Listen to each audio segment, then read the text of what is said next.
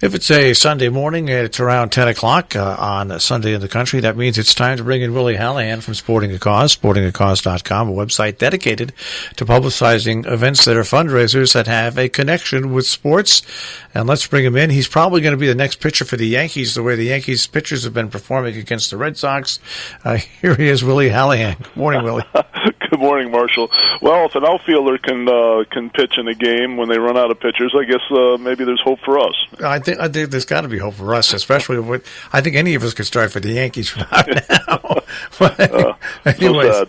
It is. All right. So so what's going on? Well, first I just wanted to mention the success of the Fairview Hospital bystander CPR program that they put on last Thursday. It was part of Family Fun Night, which was part of Canaan Railroad Days.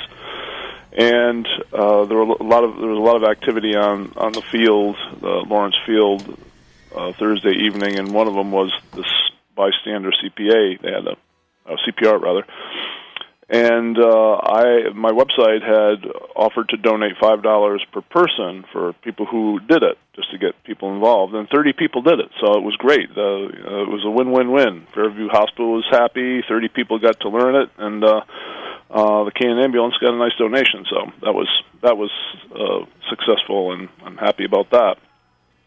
Today, pretty much as we are speaking, there are a couple running events of note. Speaking of Canaan Railroad Days, their 5-mile run is taking place.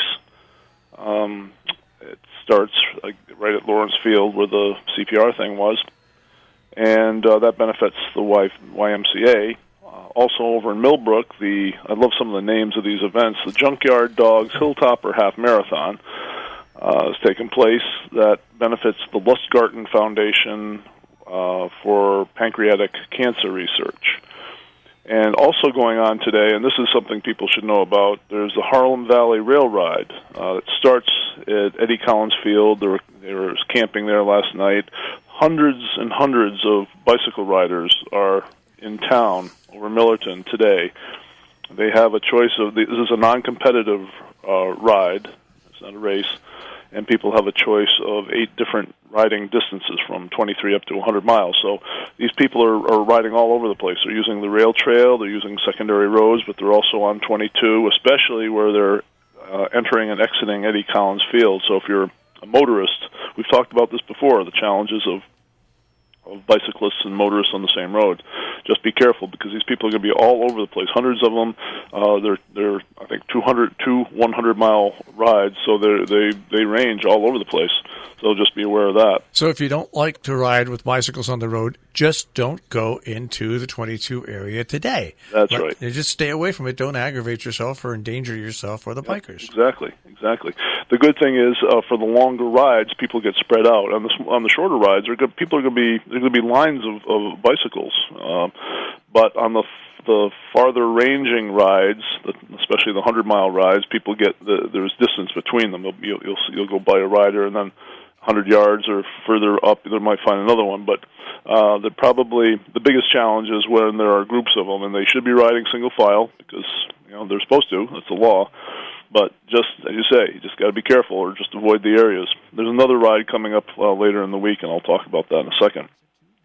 Tomorrow, though, is over at the Torrington Country Club, beautiful golf course, is the 10th annual Salisbury Youth Hockey Golf Tournament. I play in that every year. It's a fun event and benefits a great cause. Salisbury Youth Hockey is a very vibrant organization, has been for years, and a worthy cause and a great event.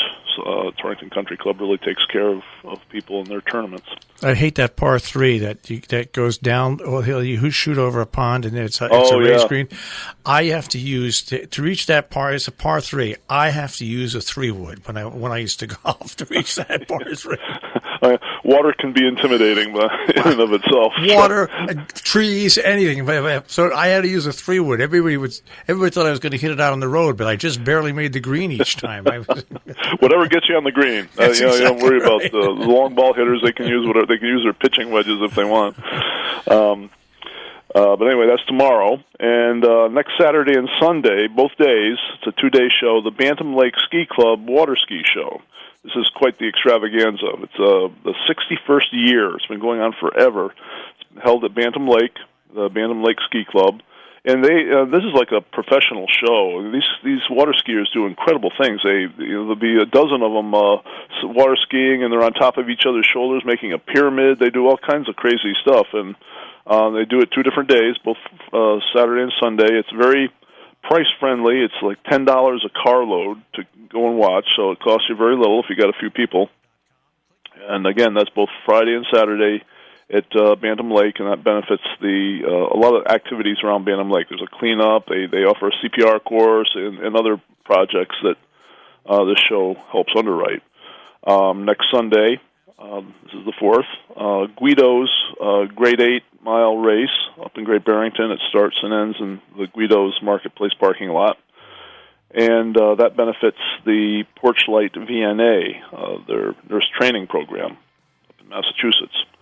That same day, next Sunday, is another bicycle ride. This is called the Tour of the Litchfield Hills. And it centers around Coe Park in Torrington, but because they have several long rides, bicyclists will be coming up in our neck of the woods. Again, they expect 1,000 people on bicycles. Like the Harlem Valley Rail Ride, it's a non-competitive ride. They offer several distances from 12 up to 100 miles. They have some walks, too. There's 2-3 walks of 2 to 6 mile distances. But anyway, again, the highways and byways are going to be see many bicyclists, so be careful. This is next Sunday, a week from today. And that event benefits the Cancer Care Fund of the Litchfield Hills, and they raised like $90,000 last year for this fund. It's a huge moneymaker. A lot of people involved. And also next Sunday is the Norfolk Land Trust Fun 5K. This starts at Lovers Lane Trailhead in Norfolk. This is a free event, and not to be confused with the Norfolk Land Trust Rail Trail race later in the season. That's a fundraiser event. This is just a free fun event. It's part of the weekend in Norfolk that's going on this weekend. There's a lot of stuff going on in our neck of the woods. And it's free, and just to bring get people out into the fresh air and to gain awareness about the land trust properties, and that's about it. It's a nice mix of events for the next upcoming week. There's a water show, there are golf tournaments, there are running races, there are bicycling tours. A little something for everybody, Marshall. And the weather appears we're going to have summertime weather throughout the whole thing, and we'll hope it doesn't get too hot, so everybody out there and have a good time. But and I wish the Salisbury Redhawks a lot of luck in raising a lot of money.